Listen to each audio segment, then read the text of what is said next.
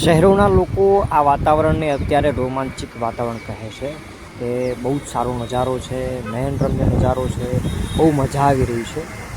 પરંતુ આ વાતાવરણ અત્યારે ગામડાના ખેડૂત માટે ચિંતાનું કારણ છે. ચિંતાનું કારણ એટલા માટે કારણ કે અત્યારે ખેડૂતોનો પાક લેવાની અણી ઉપર છે. પાક પાકી ગયો છે, માત્ર હવે એને લેવાનો બાકી છે. તેવા સમયે આ વરસાદ આવી રહ્યો છે. આ માવઠાનો વરસાદ એ ખેડૂતો માટે ચિંતાનું કારણ બન્યું છે. કારણ કે 4 મહિનાની મહેનત, આખી ખેડૂતોની જે મહેનત છે એ પાણીમાં જવાની છે. આ દિવસોમાં ખેડૂતોને એવી આશા હોય છે કે પોતાનો જે પાક છે એ પાકી રહ્યો છે એ લઈ લે અને એનો સારો એવો ભાવ મળે તો ખર્ચ કાઢતા બીજી કંઈક ઇન્કમ થઈ શકે.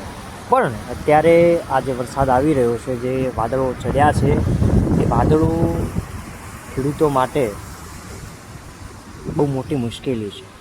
એટલે દરેક વાતાવરણ, દરેક પરિસ્થિતિ એક જગ્યાએ લોકોને ખુશ કરે છે તો એક જગ્યાએ લોકોને પરેશાન કરે છે, દુઃખનું કારણ બને છે. આ વાતાવરણ અત્યારે ગામડાના ખેડૂત માટે ચિંતાનું કારણ છે, કારણ કે એનો પાક અત્યારે પાણીમાં તરબોળ થઈ રહ્યો છે. કેટલાય ગામના વિડીયો જે વાયરલ થયા છે, વિડીયો આવ્યા છે, જેમાં તમે જુઓ છો કે આખો પાક પાણીમાં તરબોળ થઈ ગયો છે.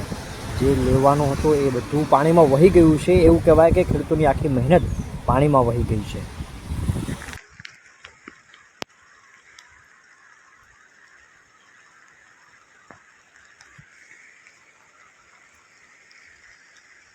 દરિયો કરી નાખો લાગે.